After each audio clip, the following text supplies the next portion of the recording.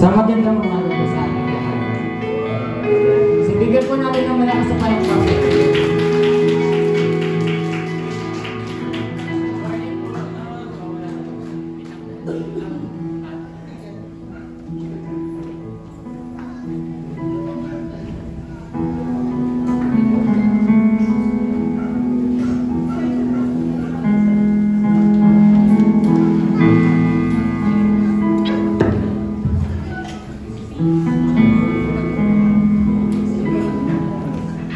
Praise.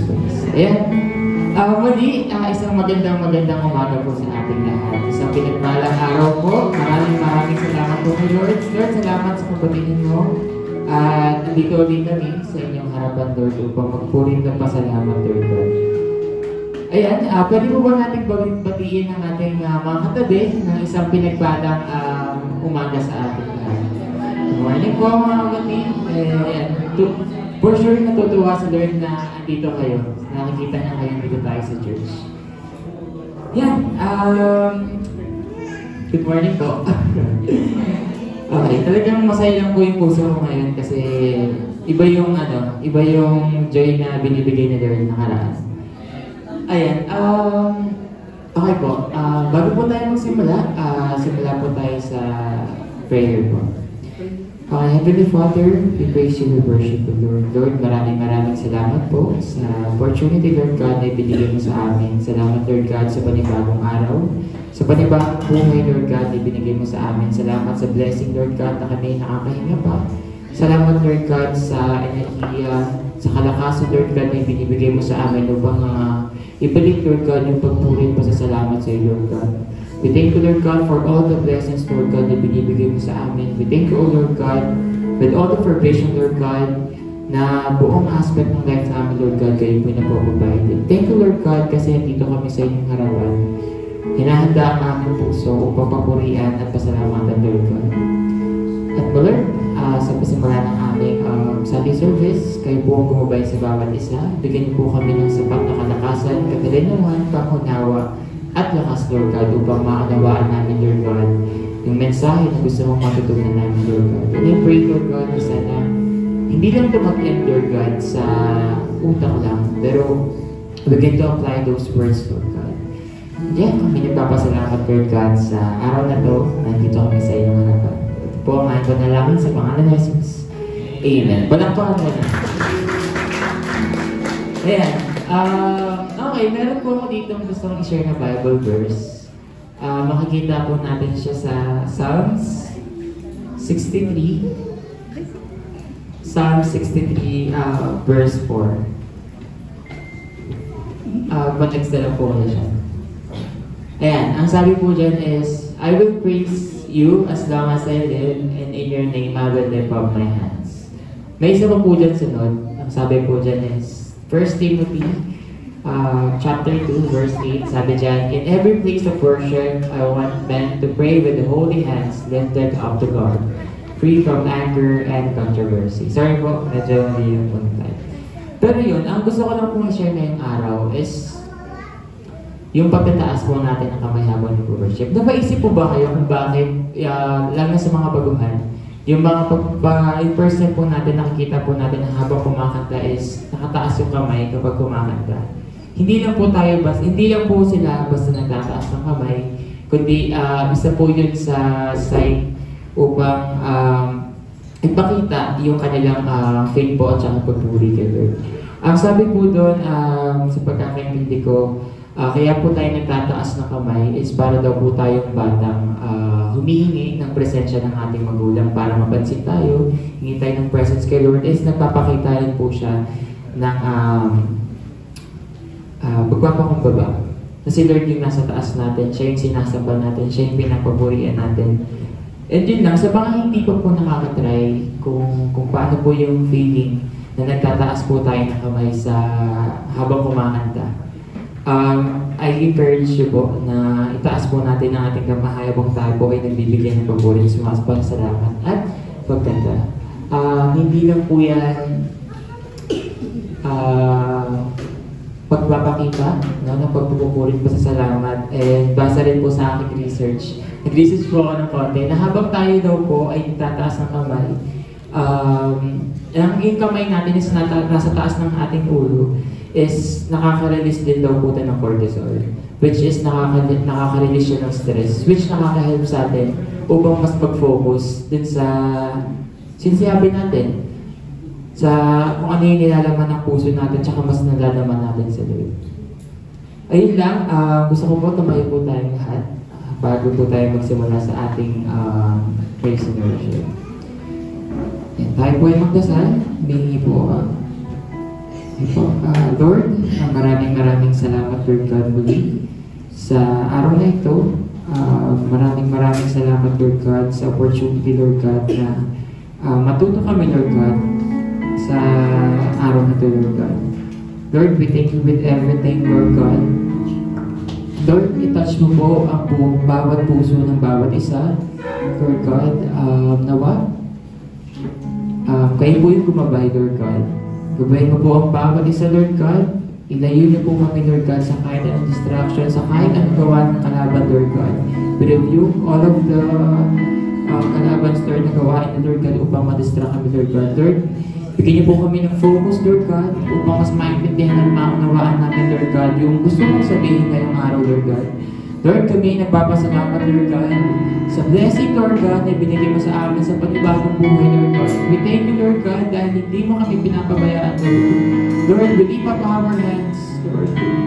Sa iyo lang, Lord, nagpapakumbaba kami, Lord God. We lift you high, Lord God.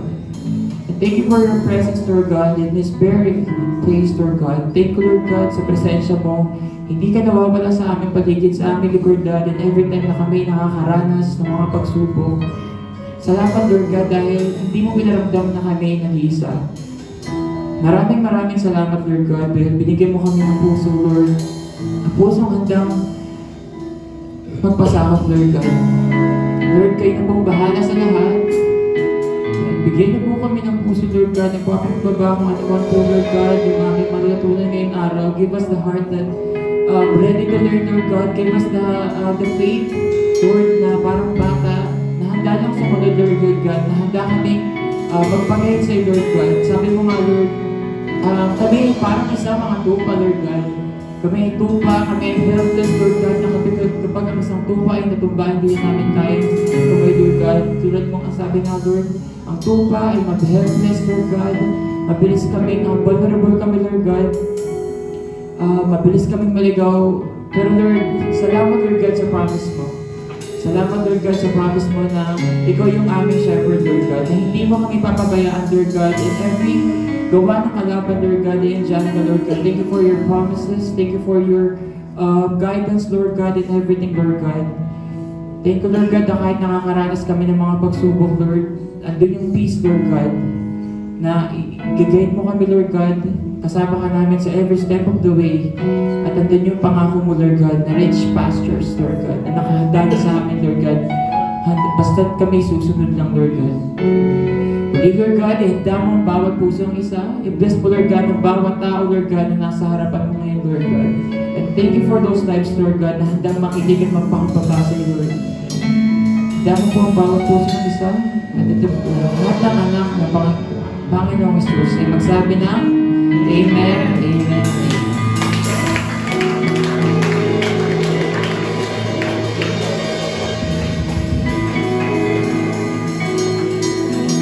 Maaari po tayo nanatiling nakatayo.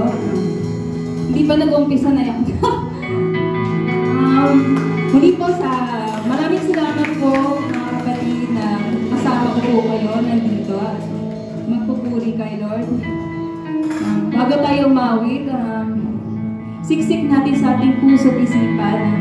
Naniniwala tayo kay Lord. Doon kasi nag-umpisa, dapat naniniwala tayo. Naniniwala tayo na may Diyos na makapangyarihan sa lahat. Na may Diyos na nagbibigay ng kapayapaan sa puso natin. Amen. Hallelujah. Palakpakan natin ang Diyos. Ay po ay magpuri ng buong puso para itaas sa pangalan ng ating dakilang Ama, our Lord Jesus Christ. We believe you, O Lord God. We believe you in your goodness in our hearts. Panginoon. Maraming salamat, Lord God, sa kalakasan, sa kagalingan, Panginoon. You are our Father, Panginoon. Our Father healing, Panginoon. Our Father who gives us peace in our heart. And we surrender everything to you, O Lord. Hallelujah. Hallelujah. Church, let's sing. Our Father. Our Father everlasting, O Lord. You are our Father, O Lord. Hallelujah. Yes, church, sing. Father everlasting, your creating one, God Almighty, Son, your Holy Spirit, receiving Christ the Son, Jesus our Savior, the Son. I believe in God our Father. I believe in Christ the Son. I believe in the Holy Spirit. Our God is three in one. I believe in the resurrection, that we will rise again. For I believe in the name of Jesus. I believe in the beauty. I believe in Christ the Son. I believe in the Holy Spirit. Our God is three in one. I believe in the resurrection, that we will rise again. For I believe in the name of Jesus. I believe in God our Father. I believe in Christ the Son. I believe in the Holy Spirit. Our God is three in one. I believe in the resurrection, that we will rise again. For I believe in the name of Jesus. I believe in the name of Jesus. For I believe in the name of Jesus. So, ito na pa natin ang Panginoon. Tayo patuloy tayo ay ngumiti sa pagpupuri sa Panginoon. Hindi tayo nakasimangot sa pagpupuri sa Panginoon. Hallelujah, hallelujah. Thank you, Lord. And we are opening our hearts to you, Lord. Hallelujah, hallelujah.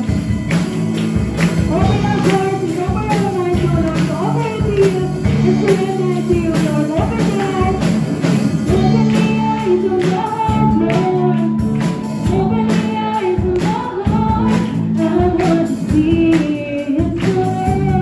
I want to see you. Open the eyes of the heart, Lord. Open the eyes of the heart.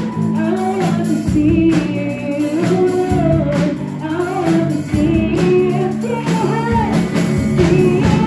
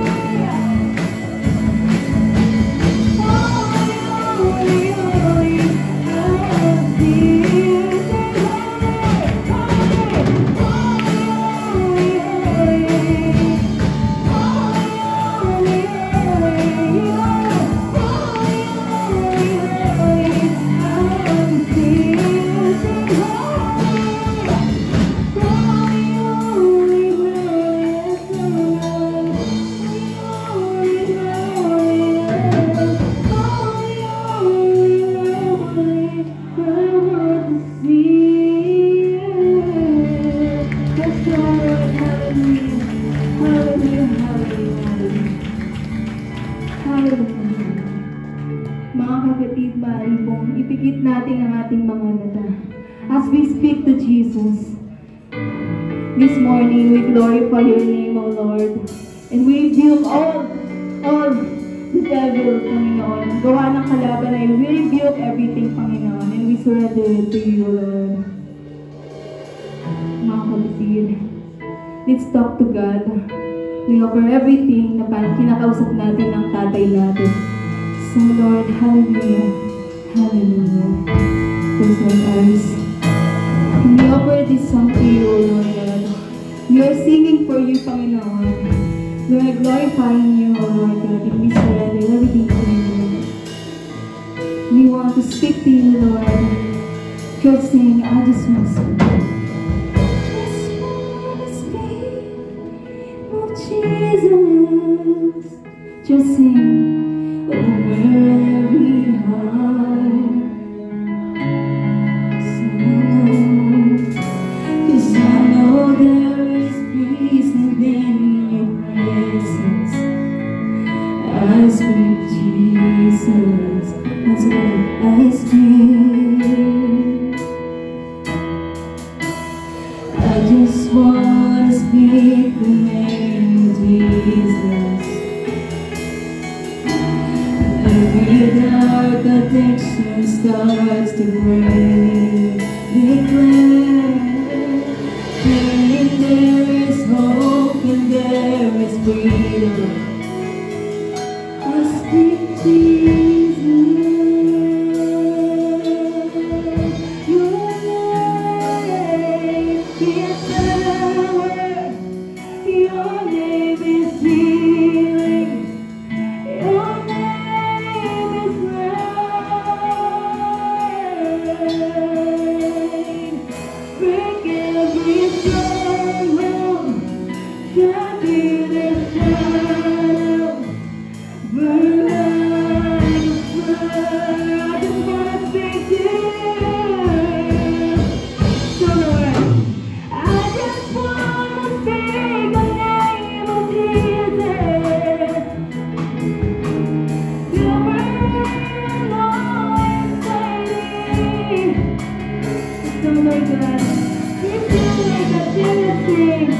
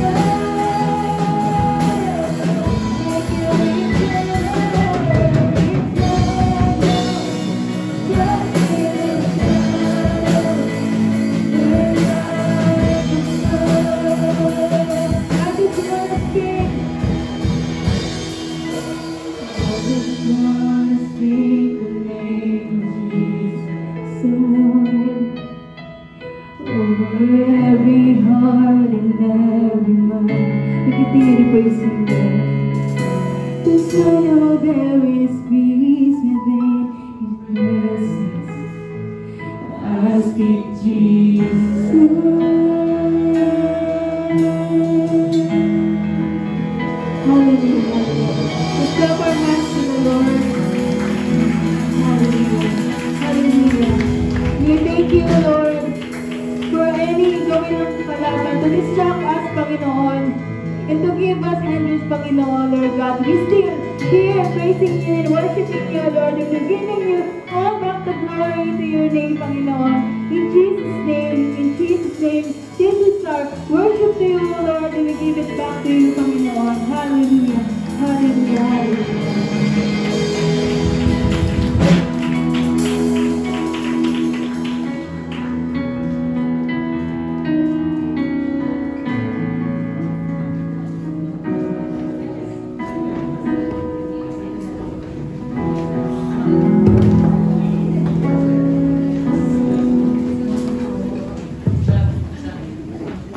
Praise the Lord, praise the Lord. Talagang grabe yung pangungusap ni Lord din sa kanta. Fun fact po, kasi kala ko po kasi si Michael yung kakanta. Tapos sabi ko, Michael, baka pwede mag-request po ng kanta. Ganyan. Kasi gusto ko po kasi yung kanta. Tapos sabi niya, si Ate Paz daw po pala yung kakanta. Tapos sabi ko, urgent ko po sa Ate Paz. Ate Paz, baka pwedeng ito yung kantahin, yung I Speak Jesus. Tapos nagulat po ako kasi yun po pala yung kasama sa lineup. Nakakatuwa lang kasi praise the Lord. Kasi lately po kasi grabe yung pagsubok, yung challenges. Pero talagang may ginagamit si Lord na para ma-sustain tayo. Grabe yung problema, grabe po yung atake ng kalaban, pero hindi niya po ako pinababayaan. Isa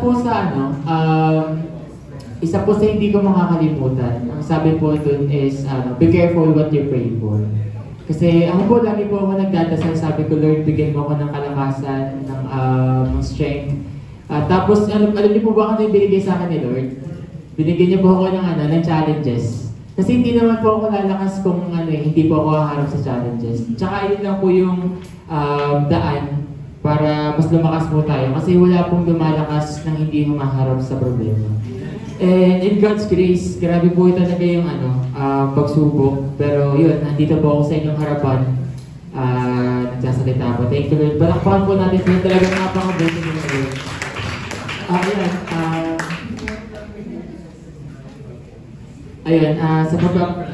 Happy birthday po pala kay Ate Paz. Pwede ko natin sa happy birthday. Tsaka, birthday po siya si Kuya Mel. Kasi si Kuya Mel po ay nasa ibang bansa. Asa po si Ate Paz? Ate Paz, papasalamat. Wala pa akong malapit si Ate Paz. Sorry po, naghanap po ako ng tubig. Sakit po ng lalamunan ko. Praise God. Thank you po sa binigay ni Lord na niyaan niya po ako ulit na makabalik po sa pag-praise and worship sa kanya kasama po ng WLT. Sobrang sana po, hindi ko po ma-explain yung feeling ko pero masaya po ako kasi kahit po masama po yung pakiramdam ko, talaga kailangan mag-pray kay Lord at i-surrender natin at naniniwala tayo na si Lord yung nakikita at hindi yung pagkakamali natin. Yan po. Thank you, Lord, another life po. Yun po, nabinigay niya po sa akin today. Grabe, wala na po ako sa kalendaryo pa. And then ako na po, nireveal ko yung sarili ko. Hindi, pakibura pa paki-edit to. Hindi, kaidaran ko po kasi si Rio, Ben. Ang tama. Dito ko lang. Mga titos and titas na po kami of the OG.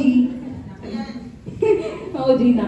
Ayan. Thank you po. And nagpapasalamat po ako sa never-ending na support and love and prayers po ni Mami, ang mentor ko po from the very beginning. Thank you po dahil sa life nandito ako na encounter ko si Gadel sa buhay niya. Pinapasalamat ko din po yung mga buhay niya na kasama po namin kayo po dito sa church.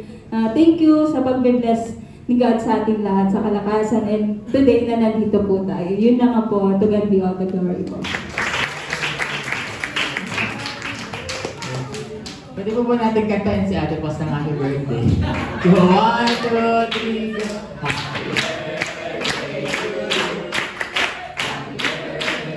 to you. Happy birthday, happy birthday to you. Ayan, isa din po yun sa reminder. Salamat po talaga sa buhay ni Ate Paz. Kasi totoo po yung no one has called ready. Wala pong tinatawag si Lord na handa. Kapag tinawag po tayo ni Lord, kapag sumunod po tayo, siya pa rin po yung makikita. Yun, sino ba pong gusto magpasalamat? Hi, Jess! Sino ba pong gusto magpasalamat? Pasaredo. Ay, mama. Sino ba pong gusto magpasalamat? Ay, si Baby Boy. Ay, community teacher. Masabi sa kasi Jess na lang. Jess na teacher. Jess.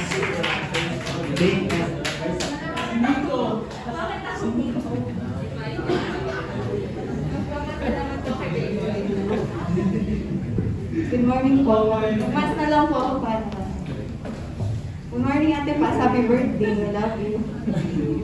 And thank you rin po kay Lord sa another life na po na binigay kay Baby. Ako na po pamasa naman. Sa aming, hindi na po siya teenager, hindi na siya baby. Pero baby pa rin po siya. Ma'am, Miss Jeline. Thank you po kay Lord kasi po safe po na ako na dinala po ulit dito sa Cavite. Kakauwi ko lang po galing Manila po. Umiyahe po ako, may dalawang maleta. Thank you po kay Lord kasi everyday po ako na nag-commute sa work po, papunta pa uwi po, pero hindi po ako hinahayaan ni Lord po na mapunta sa danger po. And alam mo, may gusto ipasalamat sa akin si Mama, pero ay wala mo na. And thank you kay Lord din po na iniiwas niyo din po ako sa harm po. Hindi na po physically po, emotionally po, and mentally, alam niyo po naman. And siguro po more on advice na po or prayer na po for everyone po to listen to God's voice, and He will lead us po, give us proper wisdom po sa lahat ng ating gagawin, sa right decisions po natin, sa actions po and ating words and thoughts po. Thank you po kay Lord for another day. Blessed Sunday po sa atin. Alright. Ayun, okay po, handa na po natin yung ating sarili para po sa salita ni Lord sa buhay po ni Pastor. Palakpakan po natin ito.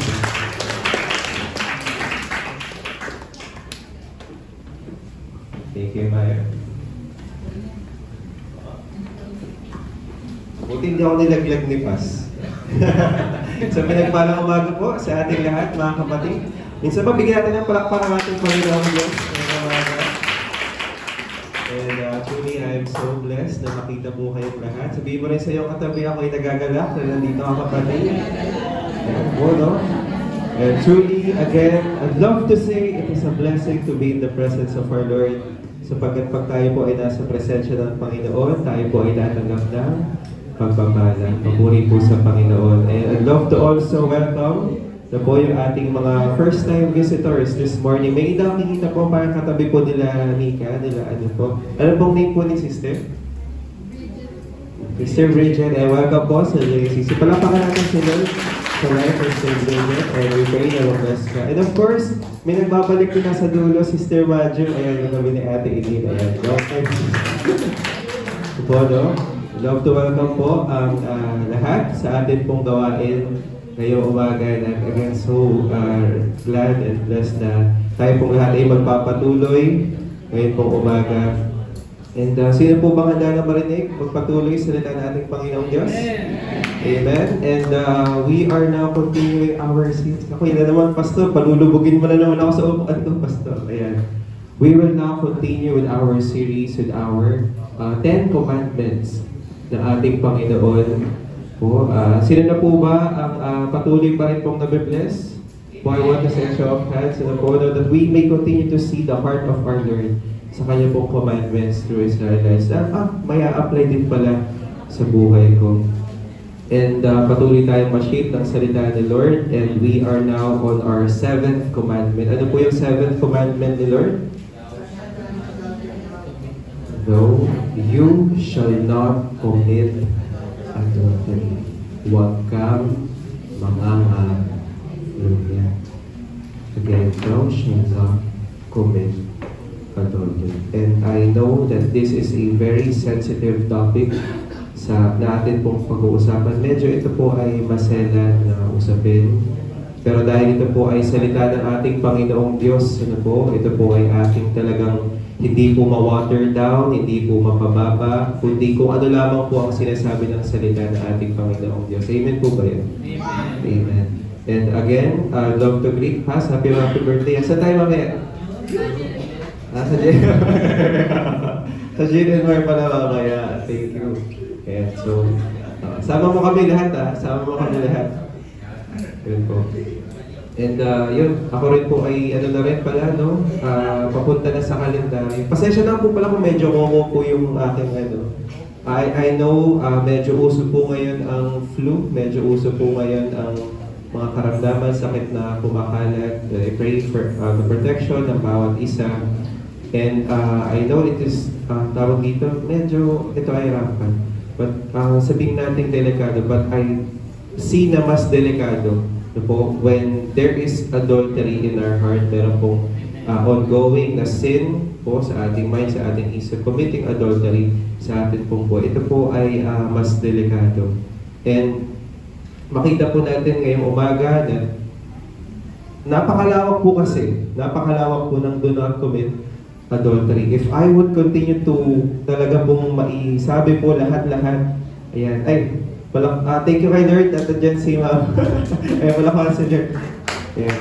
Ayan pala nanay ko. After 300 years, Mama, nandito ka. Ayan. Ayan. Thank you, Ma. Si Papa.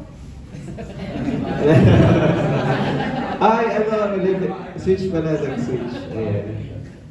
Next switch. But going back,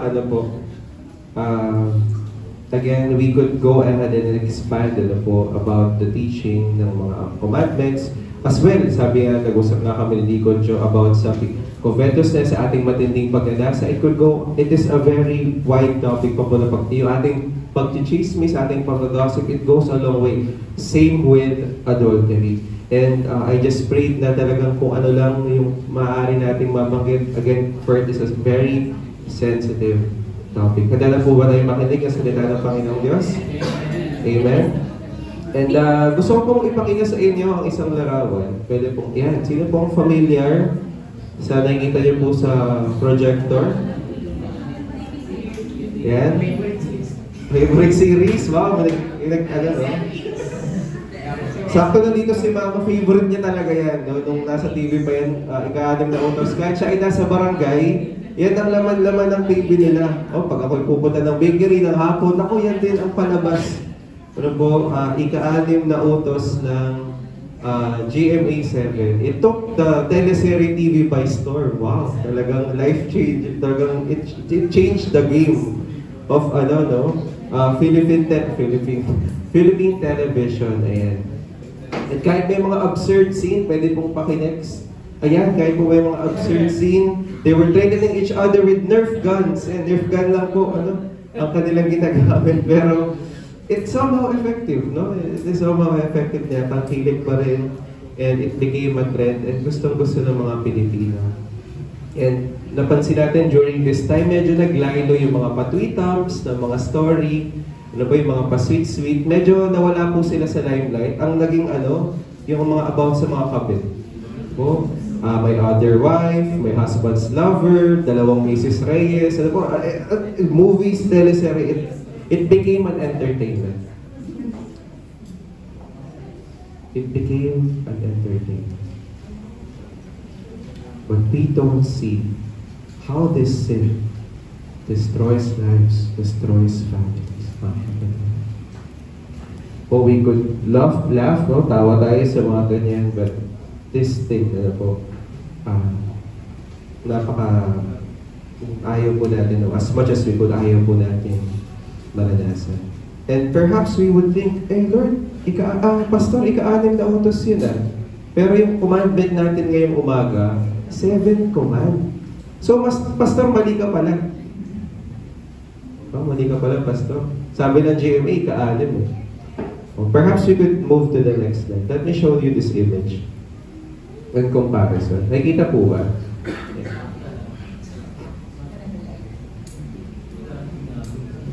On the left, panel, it is the biblical 10 commandments. Again, it is the biblical 10 commandments. What's on the right is the Catholic 10 commandments. May kita po natin, dun sa number 2, the second command of the Lord, you shall not make yourself an idol.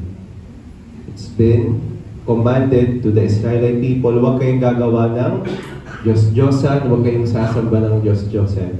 And what happened, of course, ating mga Catholic friends, alam po natin, they too somehow create these images, they create these idols, inalis po nila. Po? After that, you shall have no other gods before me, nagpatuloy na sila sa, you shall not take the name of your Lord God in vain. And they stretched out, pababa po, they stretched out the 10th commandment, that you shall not covet your neighbor's house. In-extend nila, you shall not covet your neighbor's wife. Again, that is in the Catholic. Kaya po siya naging ika-6 na utos. Umurong po siya sa ika-6 according to the Catholic 10 Commandments, but in the faithfulness po, in the biblical 10 Commandments na binigay talaga ni Lord for the Israelites. Again, it's the 7th command. Nasusundan po ba? Nasusundan po ba? Kaya papuri sa Panginoon. And ngayon pong umaga, at ito po ay hindi po galing sa akin lang yan. Ito po ay from the official Catholic Catechism. Yung kanila pong doktrina, yung kanila pong official na itinuturo. Of course, they have po yung kanila pong tradition. And now, as we go, read the Word of God, I would love for us to stand. Tayo pong lahat ay tumayo sa pagbasa ng salita ng ating Panginoong Diyos ngayong umaga. And the title this message this morning, you shall not commit adultery. Basahin po natin sa Exodus chapter 20, verse 14. Basahin po natin ang sabay-sabay na may paggalang sa ating Panginoong Diyos. You shall not commit adultery. Basahin po natin sa magandang mali na Biblia. Huwag kang mga malunya. Tayo pong lahat ay manalangin namin, Diyos Ama, dakila at makapangyarihan sa lahat. Minsan pa, hinihingi po namin ang iyong dakilang presensya sa oras na ito. Dalangin ko po, Ama, na balutin niyo po kami, Panginoon, ng iyong presensya, Panginoon, ng iyong glory, Panginoon, sa oras na ito. Ikaw ang siyang aming maranasan, ikaw ang siyang aming makita, tulad na aming inawit kanina, Panginoon. Open the eyes of our heart, Lord, na ikaw, Lord God, ang siyang aming maitaas, ikaw, Lord God, ang siyang aming malalahati. Sa amin pong pakikinig, Ama, alam po namin, Lord God, that this command of yours is sensitive, Panginoon. Dalangin ko po, Ama, na hindi po kami matalisod, Panginoon, kundi po kami, Lord God, magkamali sa aming pakikinig. Hayaan niyo po, Lord God, na kami, Lord God, ay malayang na makakapakinig sa iyong mga salita na malaya, ngunit, Panginoon, nakafocus, Panginoon, sa nais mong sabihin sa amin sa umagang ito. Lord, samahan niyo po kami. At minsan pa, nagkakatiwala na po namin sa inyo ang aming pakikinig na iyong mga salita. Ito po aming dalangin sa pangalan na aming Panginoong Jesus. Amen. Tayo pong lahat ay makakaupo na. Palakpakan po natin muli. Ating Panginoong Diyos, you shall not commit adultery. And perhaps we could still read po the definition ng pakikipapid ng pangangalunya. Ayon po sa Wikipedia, ang pakikiapid o pangangalunya ay ang pagsira sa kasunduan o pagsuway sa pangakong binitawan sa pagkakasal sa isang tao o pagsira, pag-break ng iyong vow sa pamamagitan ng pagkakaroon ng ugnayang sexual o pakikipagtalik sa iba pang tao bukod sa sariling asawa. Isa itong pagtataksil sa tunay at sariling asawa. Talking about adultery. Oh, it goes to show, in the technicality, adultery, in the technicality, would be you are married and then you cheated on your spouse. Sa iyong wife, sa iyong husband, you cheated. po with another person. You commit adultery. Now, kung ikaw ay kasal at ikaw ay sumama sa iba, you are still in the under the oath of your marriage, you are committing adultery. That is the hard truth, mga kapatid. And for us, perhaps some of us nagtatanong, Pastor, di pa naman ako kasal. Baka hindi naman sa akin nag-a-apply yan. Pastor, fast ako dyan. Safe ako dyan. Safe. But we would see how our Lord Jesus, throughout sa New Testament, how He defined adultery. And I know that we're all familiar with this verse. Basahin po natin sa Matthew chapter 5, verse 27 to 28. How did our Lord Jesus address adultery? Matthew chapter 5, 27 to 28. Narinig ninyong sinabi, huwag kang mangangalunya.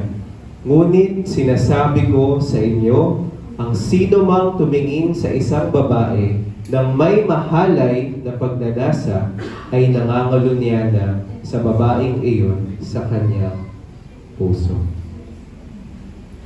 Yes, you may not technically be married, you are not under the oath of marriage, but just simply speaking, when you look at a woman with lustful eyes, you are already committing adultery in your heart. Kumbaga, nilevel up na ating Panginoong Jesus. It has been an issue, a heart issue, o issue within our heart about focusing on adultery. And this morning, this is where we'll focus. Adultery as lust. Yung pangangalunya bilang mahalay na panginasa sa ating puso. Possible pala, no? Na mag-commit na tayo ng adultery. We see the effects of adultery sa mga pinapanood natin, sa mga nakikita natin it really destroys families, destroys lives, and pwede rin pala akong mag-commit ng adultery kahit hindi India. Pero meron daw po tayong mga clarification, meron po tayong mga nililinaw. Hindi po sinasabi ni Lord na ang adultery and adultery in heart is the same. Makita po natin yung distinction. Na yung adultery, the act of adultery and adultery in heart is not the same. Hindi po ito parehas. Kasi minsan gumagawa tayo ng excuse, nag-adultery naman ako sa heart ko. Nangalunya naman ako sa puso ko. Gawin ko ng totoo. Since na makapag-commit ka na, wala nang magagawa, kasalanan ito, gawin ko na rin. Hindi po yun, The act, pagka atin pong in-act out na, yung atin pong nasa puso, it is a different story, mga kapatid. When you act out upon this desire of your flesh, it's a different story. Meron na po itong tunay na devastating repercussions. Meron na po itong tunay na talagang epekto sa ating pamilya. At masira po yung ating reputation, maraming pa po. Hindi rin po pinoint out ni Jesus na, ang pinoint out po ni Jesus, yes, they are both sin under the law of committing adultery. Kasi baka minsan, hindi mo nga ginawa yung talagang pagiging adultery, sa puso mo naman, inipon mo naman. Hindi ka nga nag-act ng adultery, sa puso mo, sa isip mo, act ka naman ng act, ipon ka ng ipon. Wala kang ginawa buong araw, kundi mag-commit ng adultery sa puso mo, sa isip mo. Yun na po ang iyong naging lifestyle. Makita po natin that it is a heart issue. Hindi lang, nung binanggit na ating Panginoong Diyos, they were in the patriarchic times, na talagang ang i-address ay mga lalaki. But since it's been a heart issue, lahat po tayo kasama. Hindi lang po sa lalaki, kundi sa babae. Lahat po tayo may puso. Amen? Heart finger nga dyan. Para tumutulog ako sa puso. May po, no, lahat po tayo may puso and we all have this heart issue to committing adultery. Po? And of course, if this is a heart issue, Lord, gusto kong makalaya into this heart of being adulterous sa aking puso, sa aking pong isip. Lord, gusto ko na makalaya. Po, sobra na akong binubugbog, sobra na akong shameful sa sarili ko, sobra na po akong nakakaya. Lord, gusto ko nang lumaya dito sa kasalanan ito. And tayo po ba ay naniniwala na tayo kaya palayain ni Lord? Amen. Amen? Amen. And ngayong umaga, atin pong pag-uusapan, how can we live a life free from committing adultery? Paano po tayo mamumuhay na tayo po ay malaya sa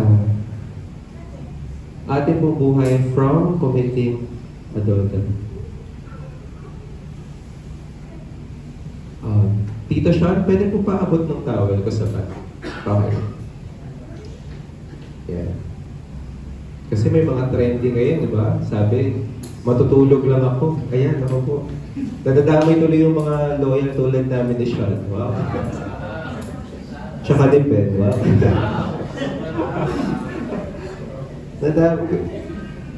Talagang mga lalaki. Sabi ni siya, nadamay na naman ako. Siya talaga eh.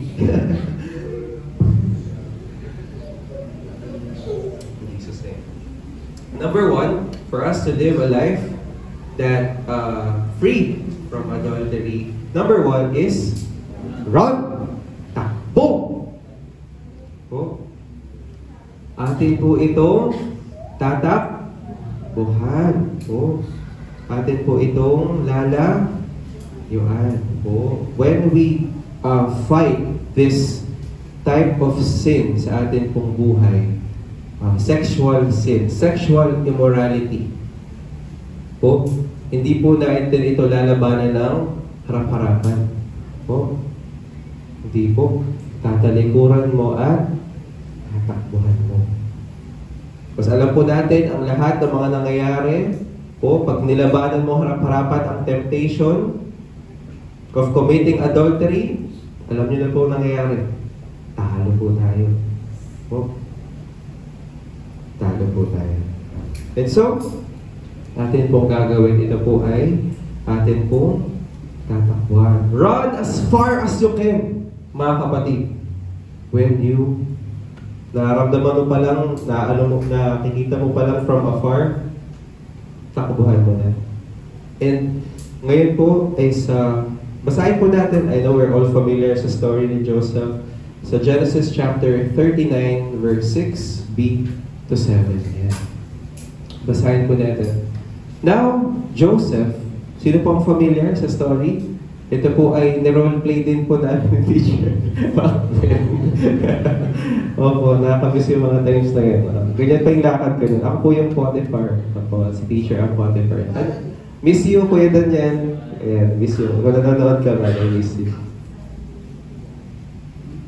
Ayan. Now, Joseph was well-built and handsome. Ito pong si Joseph, again, is binenta ng kanyang mga kapatid po sa isang officer sa Egypt na ang pangalan ay Potiphar. Ayan, siya po ay binenta doon, pinagtaksilan siya ng kanyang mga kapatid, at siya po ngayon ay nagsisilbi na sa isang tahanan doon. Now, Joseph was well-built and handsome. Wow!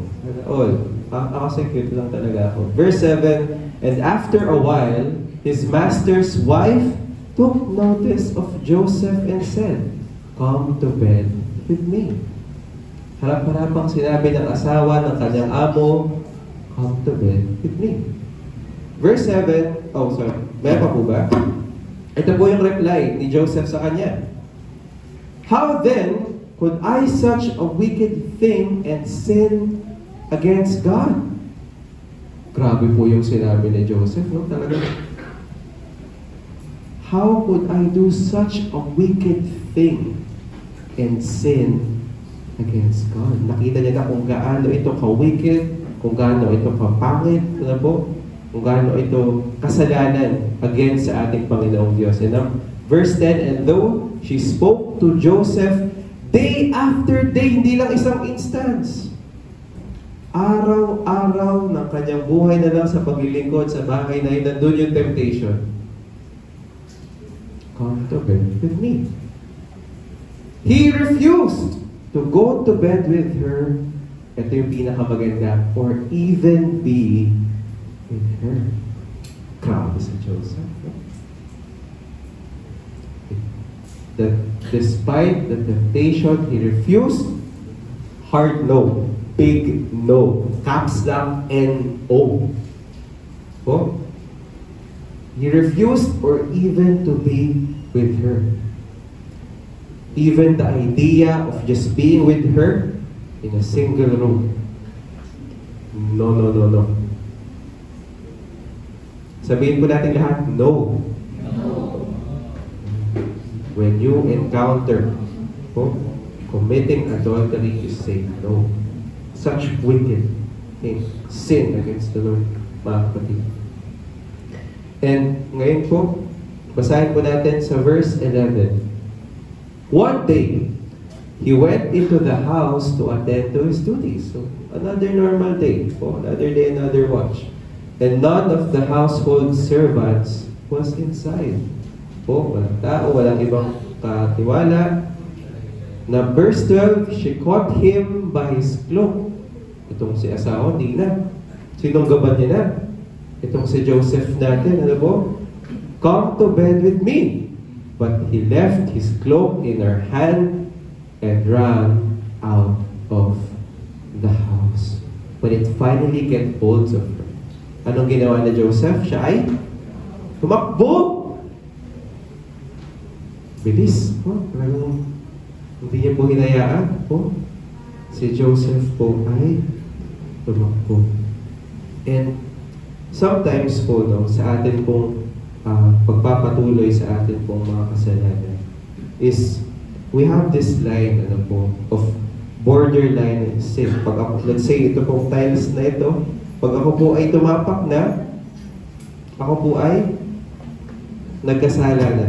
Ako po ay nagkasala na. Once I step out on this line ng kasalanan. Now, some of us, sa atin po, instead na lumayo as far as we could dun sa linya na yun, ano ginagawa natin? Ito lang ako. Hindi naman ako tumapak, Lord eh. Ito lang naman, nakatingin lang naman ako ganyan. Ganda. Parang si Carl. Parang okay ka. As much as we could. Borderline sin. Tumambay pa tayo. Nag-set up ka pa ng tent. Nag-set up ka pa, nag-camping ka pa sa gilid. Alam mo nang bangin, alam mo nang ikamamatay, alam mo ikaw hulog mo. Alam mo nang delikado. Alam mo namang i-grieve na naman ang Holy Spirit mo. Tumambay ka na naman. And basahin po natin sa 1 Corinthians 6 verse 18 how this sexual immorality or sexual sin is different from all other sins. 1 Corinthians 6:18, run from sexual sin. No other sin so clearly affects the body as this one does. For sexual immorality is a sin against your own body. When you commit sexual immorality, you commit sin against your own body. And we all know, mga kapatid, na atin pong katawan ay templo ng Diyos. It's been sanctified. Ito po ay pinabanal na ating Panginoong Diyos. And when we commit adultery, atin po ay nakakasama sa ating pong sarili katawan. Sa holy temple of the Holy Spirit na ating Panginoong Diyos. Ngayon po,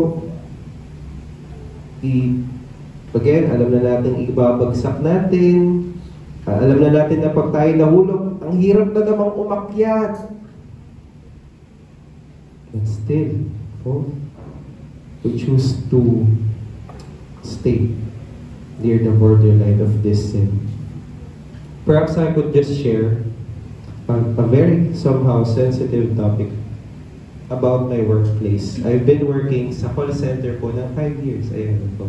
Medyo matanda na rin po ako sa call center. And perhaps some of us may idea na rin po, no, na paano po yung kalakaran or paano yung environment, sabihin na lang natin ganun, sa mga call center. Hindi ko naman po nila lahat.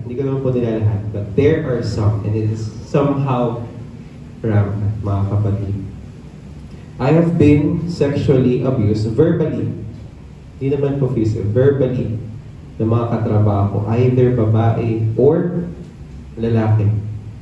They would say things to me na talagang would somehow, engage in these things. Ano po? And the sad thing is, you would hear stories of there really people talaga that kung papakinggan po natin, hindi mo kakayan.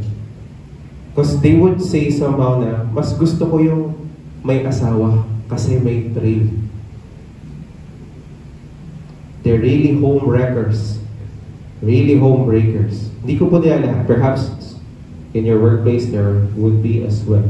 I've seen a lot of stories na aking, yung mga nakasabay ko dati, they would share na yung kanilang magulang nag-work sa call center and then they broke up.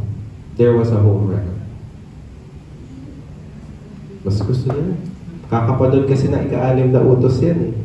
Oh, naisip ba natin i-fact check yung ika-alim na utos? Medyo ba talaga na-issue na. But going back, mga kapatid, it is a somehow, and hindi lang po sa workplace natin, mga kapatid. Hindi lang po sa workplace natin. We have now little supercomputers in our hand. Kahit saan po tayo pumunta, we have this device, mga kapatid. Po.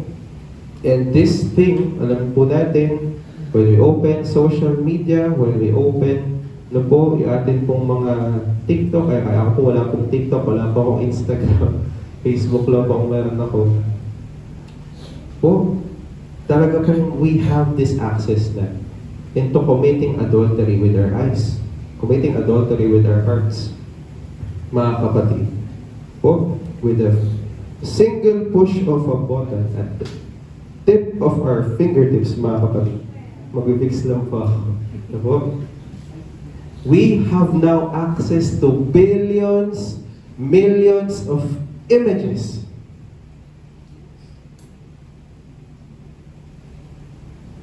Could rot your mind. It could make you commit adultery. I have read a survey, hindi ko na lang po nilagay dyan sa slide, that 75% of professing Christians still watch pornography. 75% of professing Christians men dabble in pornography. 40% of women. Sadly, 18% are pastors. And hindi po ako naniniwala sa 18% na to. Perhaps yung iba dininay lang. But we see how devastating. Kung gaano po itong bagay ito, napakarapat, especially sa age po natin. I know it's sensitive. Please bear with me, brothers and sisters. Makita po natin yung heart ni Lord po. Patuloy niyo po akong samahan. Po, the tragedy that we are facing today, especially to the younger generations. And now, ma-establish po natin, na talagang ngayon, kahit malapit na, talagang tayo ay tumakbo. Yan po ang sinasabi ni Lord sa atin, run from sexual immorality. Balasahin ko po sa 1 Thessalonica chapter 4 verse 3. Looban ng Diyos na kayo'y pakabanal at lumayo sa lahat ng uri ng kahalayan. Po. It is God's will that you should be sanctified, that you should avoid, abstain, layuan sexual immorality. Ano pong gagawin natin? When we face sexual immorality, we takbo. Takbo ka, kapatid. Not physically takbo. Away from your mind. Pwede rin, actually. If you're alone in your room and you feel this tingling sensation, it won't be graphic, but you know what I mean. If you have this feeling na lumabas ka, tumakbo ka. Just to show, Lord, this is wicked. This is sin against you. Hindi ako magpapatingon. Lalayo ako. As far as okay, mga kapatid. Again, wag mong lalabanan ng harap-harapan, wag mong tatayuan sa harapan. Takbo ka. Amen po ba, mga kapatid? Amen. Number 2. Honor your calling. Number 2. Honor your calling.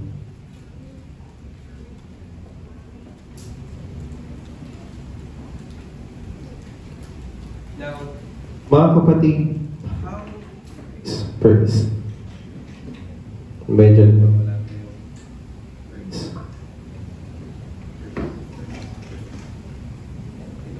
pinaka-poging dito, Michael.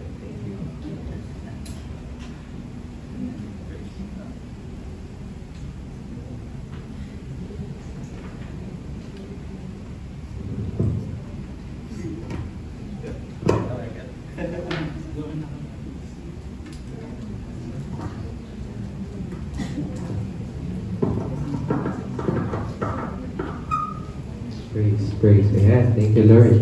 Now, we may have really need that silence perhaps to absorb. Ano po? I-atin pong narinig sa point number 1. Now, for us to continue to live freely, ano po? To live a life free from committing adultery. Number 2 is to honor your calling. Question, mga kapatid, how do you honor God's calling in your life? Paano po ba natin binavalue? Paano po natin ino-honor yung pagkakatawag sa atin? Lord, paano po natin pinahahalagahan? Story po ni David, 2 Samuel chapter 11, verse 1 to 3. I know we are all familiar with the story. Sa mga hindi rin po, you can read along with me. 2 Samuel 11, verse 1 to 3. Nang sumapit ang tagsibol, panahon na karaniwang nakikipagdigma ang mga hari. Pinalabas ni David ang buong hukbo ng Israel. Sa oras ng gera, ito po ay talagang panahon na ang mga hari ay dapat nasa battlefield. Ano po? Verse 2, sa pamumunan ni Joab at ng iba pang mga pinuno. Pinuksa nila ang mga Amonita at kinubkob ang Raba. Subalit, nagbibinata pa ako, subalit si David ay nagpaiwan sa Jerusalem. He was the king, mga kapatid. Pero siya ay nagpaiwan. Verse 3, or verse 2, ito na, siya po ay naiwan sa kanya pong kastilyo, sa kanya pong bahay. Isang hapon, pagkagising ni David, umakyat siya sa bubungan ng palasyo at naglakad-lakad. Mula roon, may natanaw siyang isang babaeng naliligo. Napakaganda ng babae. Verse 3, ipinagtanong niya kung sino iyon. Sinabi sa kanya na iyo'y si Bathsheba na anak ni Eliam at asawa ni Urias na isang Heteo. Si Bathsheba kasi mahilig maligo yan. Nasa pangalan naman na niya eh. Mahilig na talaga siyang maligo. But as he was introduced, mga kapatid, nung hiningi niya sa kanyang, sabi ni David, sa kanyang alipin, sino yun? Kita ko dun sa naliligo. Ang pagpapakilala sa kanya, meron ng asawa. Asawa ni Urias na isa. And we know David. The writer, most of the Psalms. Kita po natin. And as well, a man after God's own heart. Oh, that's what is titled. Pero makita po natin dito, no, na hindi ko na po papabasahin yung from the entire story, but let me just go into a little summary. Papaikli ko na lang po ng very light. Pinatawag niya si Bathsheba. May nangyari po sa kanila. Si Bathsheba po ay nabuntis. Sila po ay nagkaanak. At ngayon, since nagkaroon na siya ng kasalanan o adultery, siya po ay nagkapag-commit na. Pinatawag ni David si Joab, yung commander doon sa battlefield. Pauwiin mo yung asawa. Pauwiin mo si Urias. Gustong pagtakpan ni David na nabuntis niya si Bathsheba. So pag-uwi, pinatawag si Urias. Ang sabi ni Urias, kinausap niya, umuwi ka sa iyong bahay. Matulog ka kasama ang iyong asawa. Anong ginawa ni Urias? Hindi siya natulog. Siya ay natulog lang sa labas. Ang sabi ni Urias, yung mga kasamahan ko po dun sa gera, sa tolda lang natutulog. Si Joab po, hindi po natutulog lang po sa labas. Hindi po kaya ng puso ko na ako po ay magpapakasarap sa bahay. At yung mga kasama ko sa gera, nahihirapan. Grabe po yung pagtayo ni Urias. Kinabukasan, tinawag ulit ni David, si Urias, kasi gusto niya talagang may mangyayari sa kanila ng kanyang asawa. At siya ay pinakain, siya po ay nilasing. Ni King David. Pinauwi, pero si Urias hindi pa rin po siya pumasok ng bahay. Atin pong si Urias ay at wala na pong choice since hindi po talaga mapauwi ni David itong si Urias kahit anong kanyang gawin. Ano pong ginawa niya? Pinapatay. This is how it went. Inutos, nagpadala ulit ng messenger si King David kay Joab sa commander. Sige, si Urias, kilala mo yun, yung pinatawag ko sa'yo, ilagay mo siya sa front line ng gera. Ilagay mo siya doon sa pinakauna pa. Yung talagang tatamaan siya ng sibat. Yung talagang tatamaan siya ng pana. Kung saan talaga siya, dapat nasa unan. Talagang gawin mo siyang bida-bida doon. Siya dapat yung kitang-kita ng kalaban. Pagsuotin, kung iisipin niya, pagsuotin niya ng pula, para kitang-kita talaga siya. David wants to kill him. Para pagtakpan yung kanyang ginawa. Now, and long story short, namatay po si Urias in the front line of the battle. And after nung incident na pagkamatay ni Urias, inasawa ni David si Bathsheba. Wow! A man after God's own heart. Magkagawa yun. The writer of Psalms. How the David and the Goliath, wow, would commit something like this. And for us, going back to point number 1, to honor your calling. Ano pong ginawa ni David? Wala siya dun sa battlefield. Ang panahon na dapat ang mga hari ay nasa labanan, siya po ay nagstay sa he did not honor his calling as a king. Pinasawalang bahala na niya. Sabi niya, Lord, pag ikaw naman, auto-win naman eh. Automatic na panalo naman na. Ano pa gagawin ko doon? Panalo naman eh. Dito na ako sa bahay. Ito pong si King David ay nakampante. Nakalimutan niya na kung kanino nanggagaling yung victory. At doon na po pumasok yung temptation. Nung siya po ay nag-iisa. Nung siya po ay wala doon sa kanyang pagkakatawag. And we see, mga kapatid, the godliest man, David, the strongest man in the Bible. Sino po? Si Samson. The wisest king, King Solomon. Napabagsak silang tatlo because of lust. Again, the godliest man, the strongest man, the wisest, all fell down to sexual immorality. Wala tayong excuse na sabihin, Pastor, immune po ako dyan. Even myself, hindi po ako immune dyan.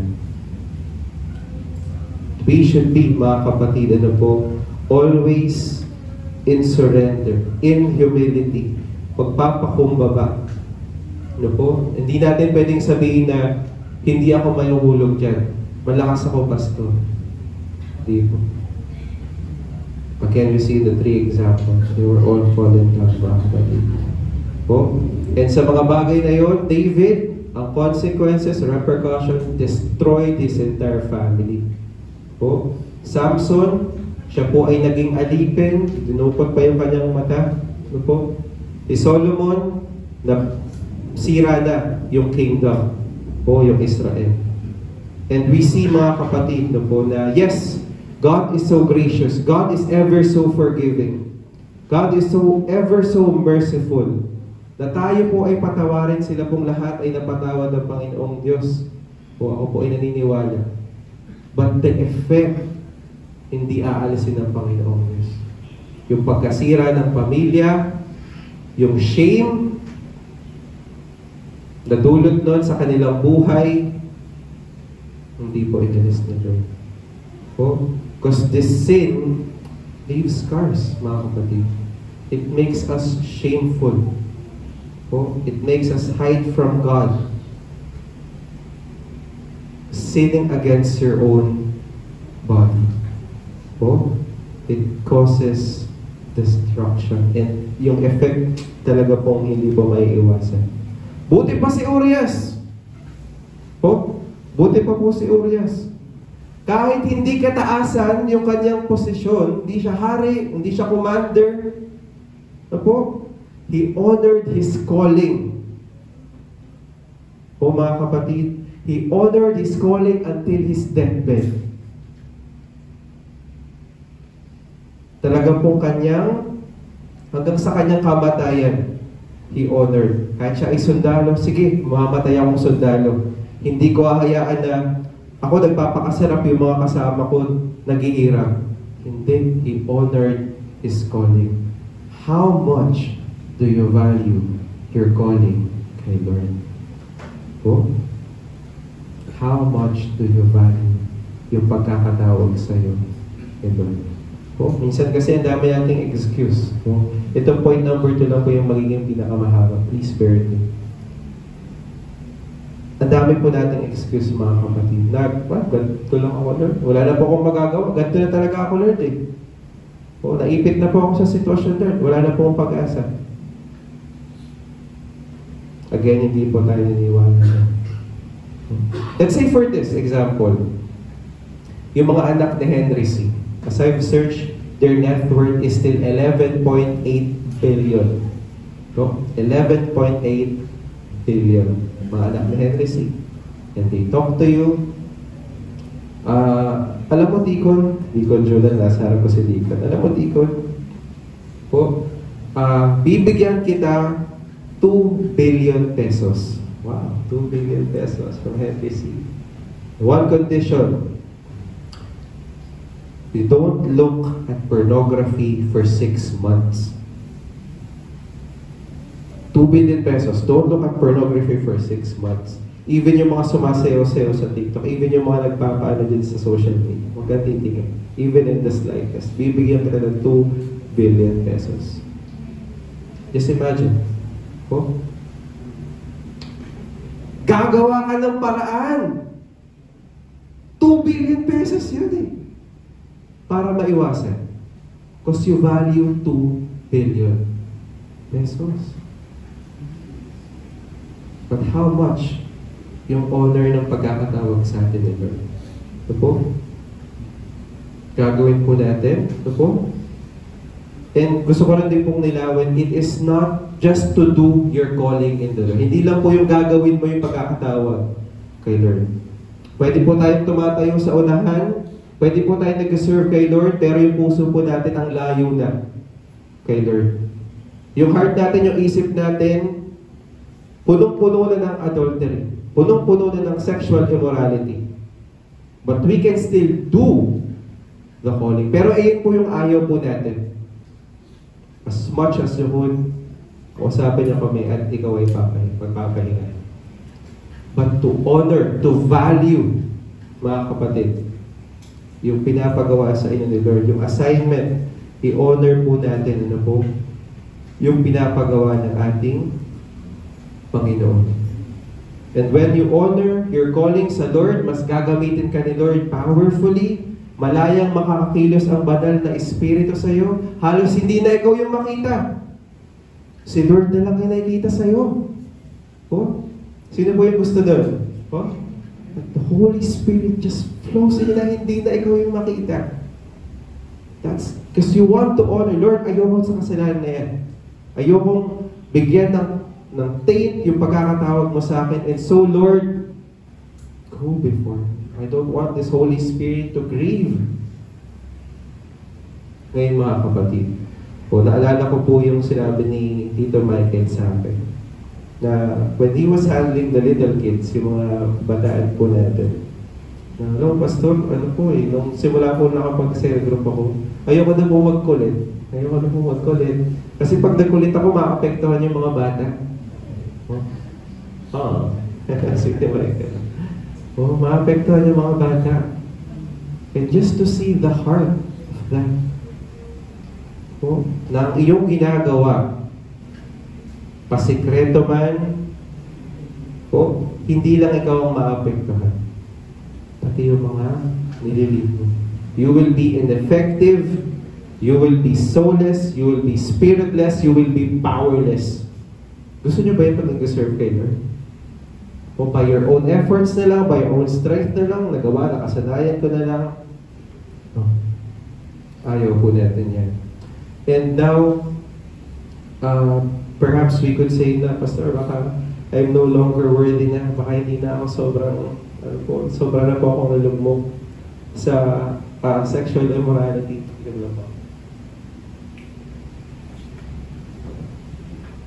Baka hindi na po ako worthy.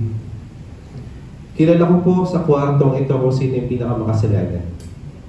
Akala mo no? Kilala ko po sa kwartong ito. Lahat ng masamang nagawa niya, lahat ng nabanggit, lahat ng even naisip, sinabi niya po sa akin. Dahil nga po sa mga bagay na yon, ayoko po sa taong ito. Sobrang disappointed ako sa taong to. And minsan sa taong to, naisip ko na pauwi na sa langit. Sobrang sama ng ginawa eh. Kilala ko po kung sino yung pinakamasama sa kwarto ko. Ituturo ko po ngayon. Ayun no.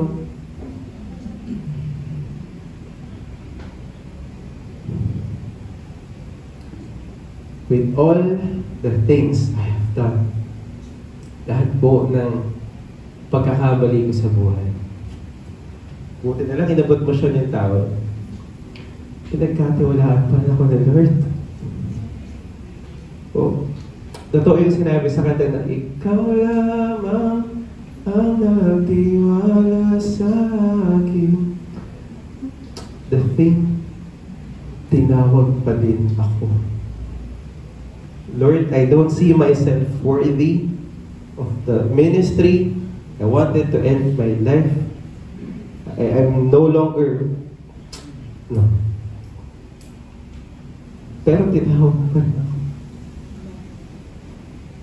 And ang Panginoong Diyos ang tumawag sa'yo. Pahalagahan mo. Kung sayangin, gawin mo yung best mo na ma-honor siya sa buhay mo. Huwag mong hayaan na yung calling, yung pagkakatawag sa iyo masayang. Kasi gagamitin ka ng Panginoon sa napakalaking gawain.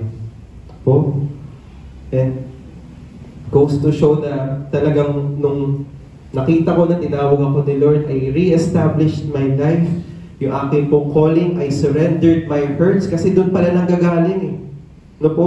He told me the truth that I am fully loved. Na mahal ako ng Panginoong Diyos. That I am His child. Na anak ako ng Diyos. And I am redeemed. Tinubos po ako sa dugo ng Panginoong Diyos. And then, He freed me from pornography. I would look you straight in the eyes. God has freed me from pornography. He freed me from bitterness, freed me from my hurts, mga kapatid. Lord, I want to honor you. I want to value, gusto kong pahalagahan yung pagkakataon. You want to be free from committing adultery?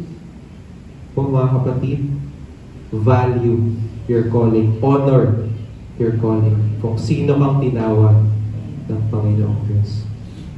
Number 3, this is where I will end. View sin as adultery to God. View sin as adultery to God. Pakita po natin yung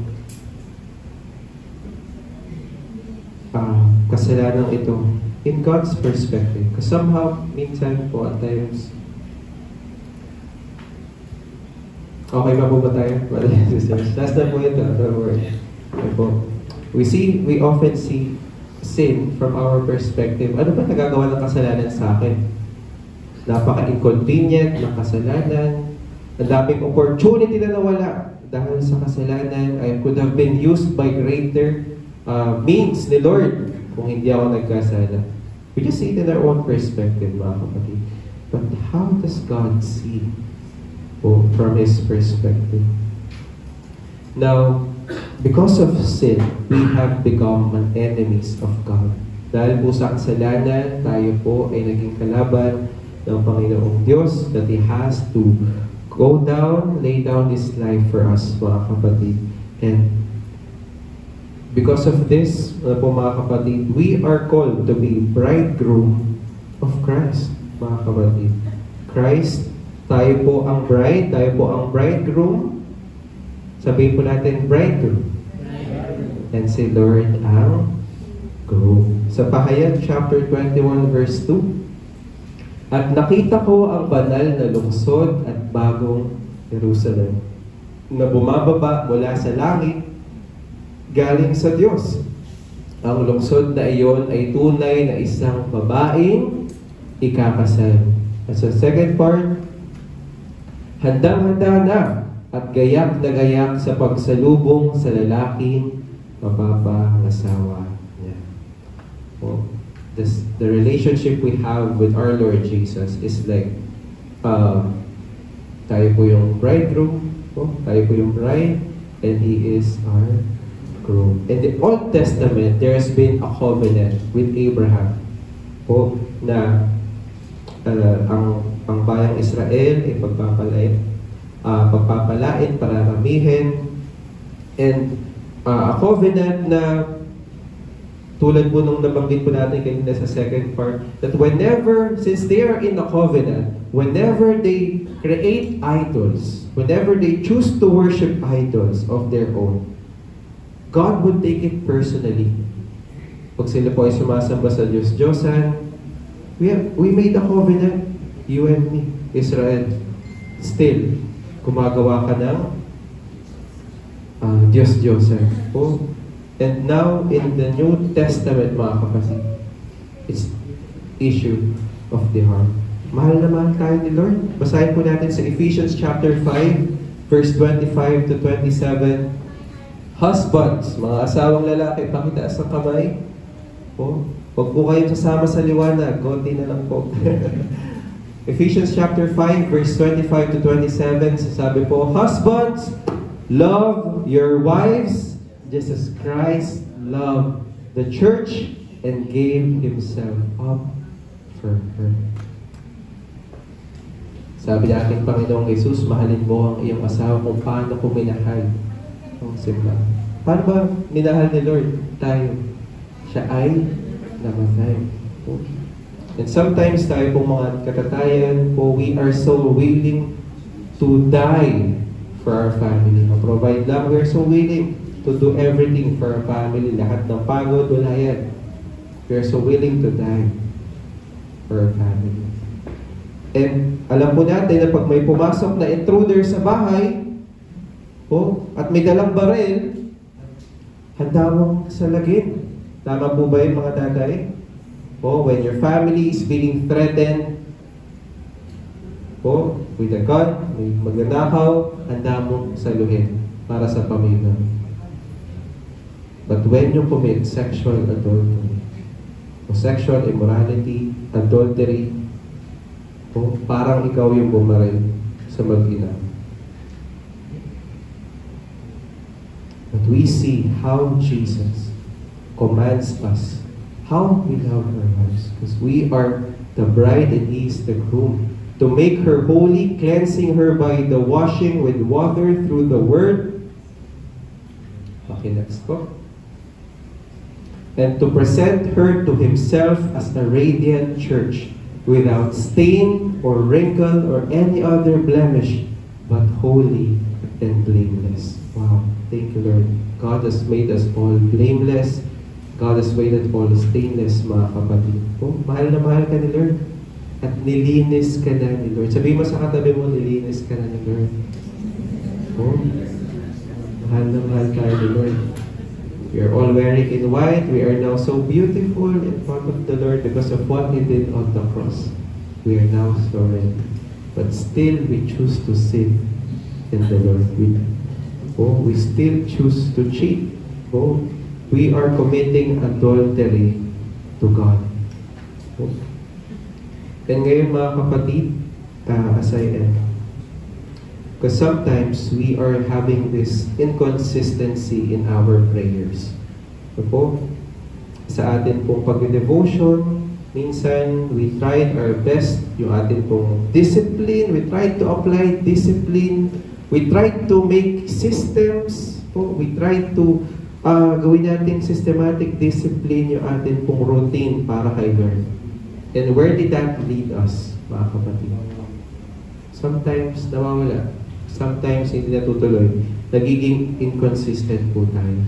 And right now we see, Lord, ikaw pala yung aking groom. Ako pala yung bride. We are one in new covenant with you, Lord. Lord, I want to love you. What we need is a deeper love for God. Mas malalim na pagmamahal sa ating Panginoong Diyos. Let us read Psalms 42 verse 1. Gusto kong kantahin, pero as the deer longs for streams of water, so I long for you, God.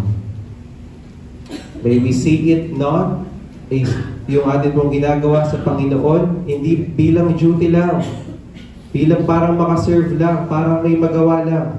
No po? We will do it because we desire, we long for our Lord Jesus. Po? Love will take us, no po, where routine would never.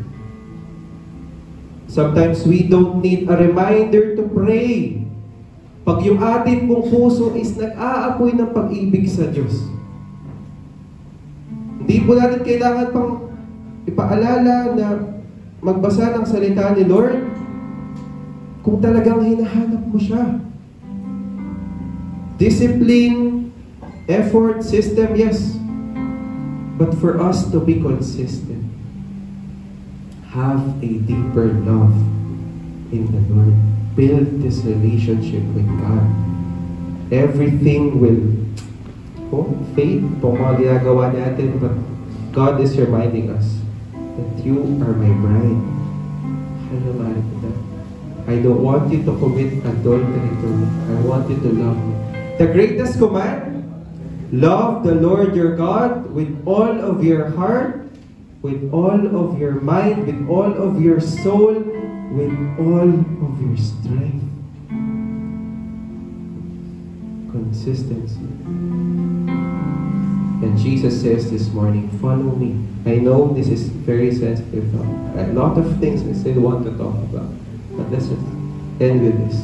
When we face sexual immorality, committing adultery, na pong gagawin natin, number 1, tayo po ay tatakbo. Huwag mo kapatid, huwag mo nang lapitan, huwag mo nang tayuan, tumakbo ka na, be like Joseph, run. And number 2, ano pong gagawin natin? Honor your calling. Pahalagahan mo, value Hindi man 2 billion, mas mahalaga pa yung pinapagawa sa'yo ni Lord.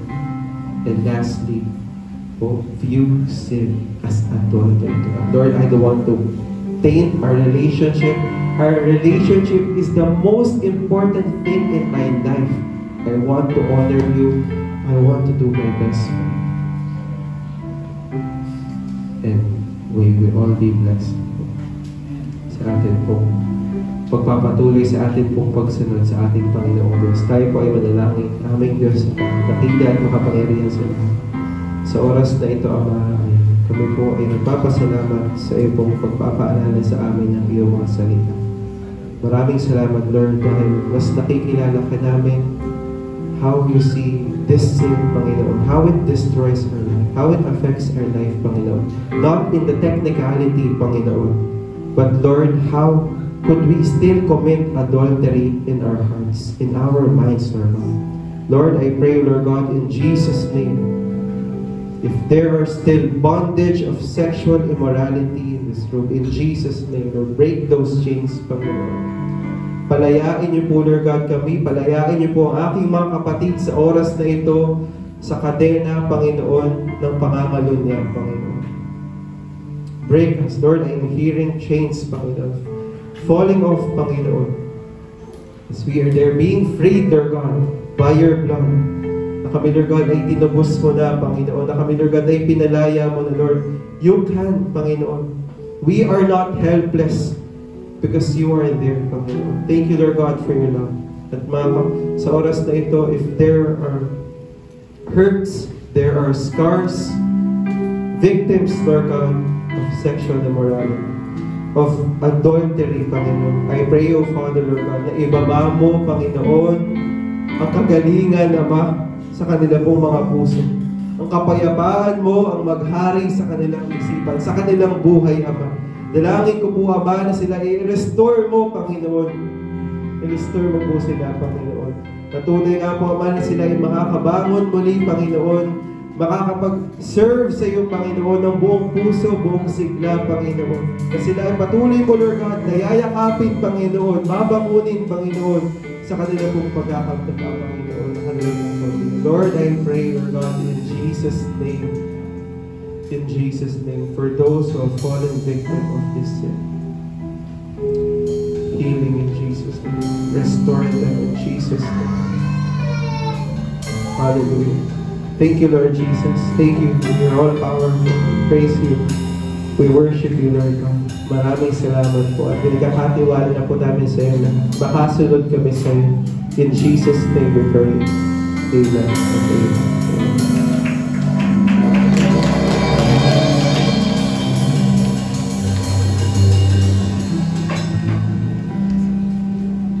Amen. Sino pong pinagpahat ng Lord sa oras na ito, mga kapatid? Pwede ba natin palakpan muli po si Lord para sa lahat ng nagawa ng Lord para sa ating lahat? Ngayon naman po, tayo po idadako sa ating pagbabalik ng ating pasasalamat at pagkakaloob sa ating Panginoon. Sabi nga po sa message si Lord sa atin last week, no? Hayaan natin na subukan natin ang kapangyarihan at pagkapala ng Lord. Kung gaano niya ibubuhos ang duro at bubuksan ang duro ng awan ng langit para sa lahat ng taong nais magbalik ng pasasalamat at pagkakaloob sa Kanya. Sige po, let's give with a cheerful heart para sa ating Panginoon. At hayaan natin na ating pananampalataya sa Lord ang mangibabaw. Sige po, the Lord is inviting us to give thanks at magbalik ng ating pasasalamat para sa Kanya po. Sama-sama po tayong mawin para sa ating Panginoon.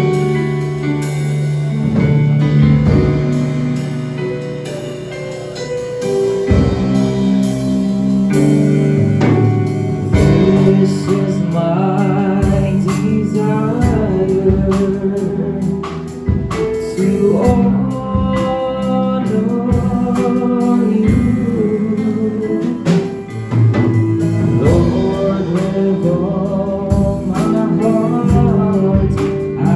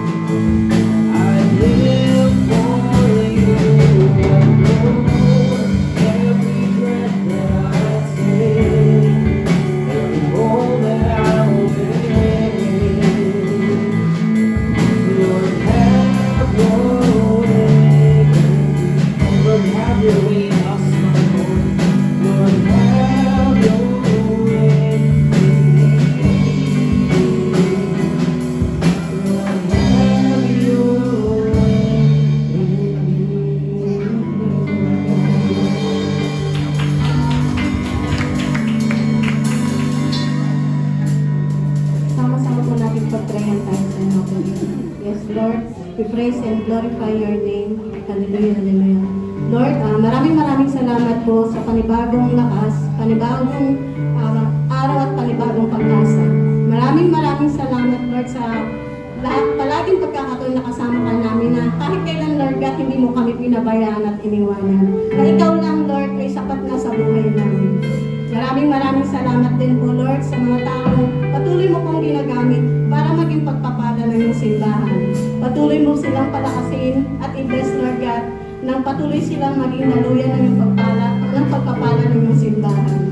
Maraming salamat din po, Lord, sa mga taong tapat at buong pusong pinagkakaloob ang kanilang tithes and offering. I-bless mo nga po, Lord God, itong tithes and offering, Lord God. Palaguin mo po, Lord God, na magamit sa mga pangangailangan at gawain ng iyong simbahan. At ikaw na po, Lord God, ang bahalang magbalik sa kanila ng higit pa at sobrang pagpapala na sa iyo lang po nagmumula. Maraming salamat po, Lord. Pinagkakatiwala na po namin ang lahat sa iyo. Ito po yung aming samot dalangin. Lahat po ng mataas na papulit, pasalamat, pagsamba at pagdakil at pagmamahal sa iyo lang po namin binabalik. Sa pangalan po ng iyong anak na si Jesus. Amen, Lord.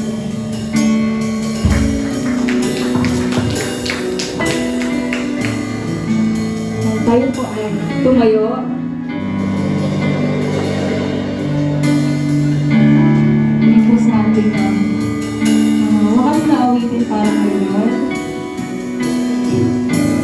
Hilingin natin na magkaroon tayo ng compassion para sa Panginoon. Sa Lord. Because nagbibigay sila ng compassion para sa atin. With the hearts of surrendering everything to God. Hallelujah.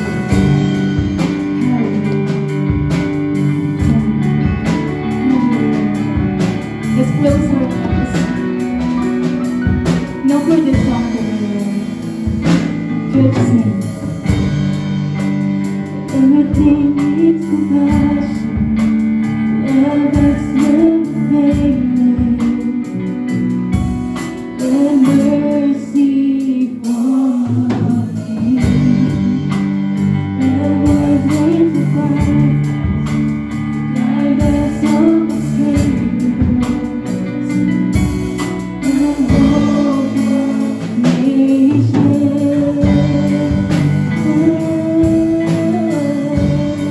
Savior, Savior, He can move the mountains.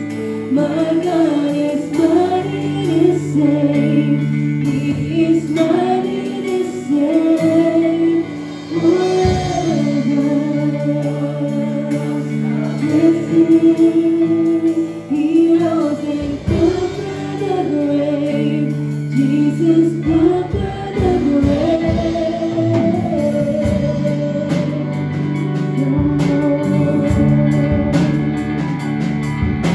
Yes, patuloy natin ang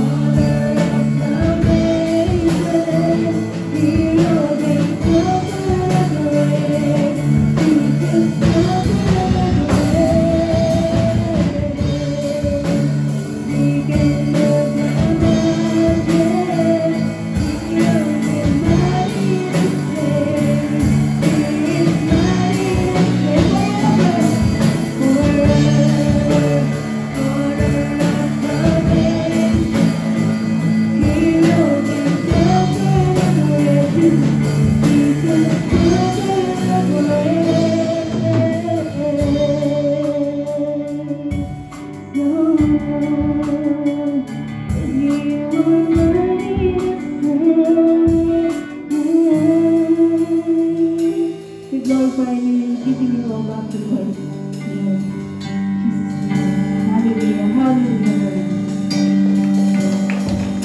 Hallelujah, Father. Truly, our Lord Jesus is mighty to save. Amen? You are not helpless. Hindi ka helpless, kapatid. Hindi, walang pag-asa, kundi meron. Oh. Our Lord Jesus is so mighty to save. Hallelujah. Hallelujah. Tayo po ay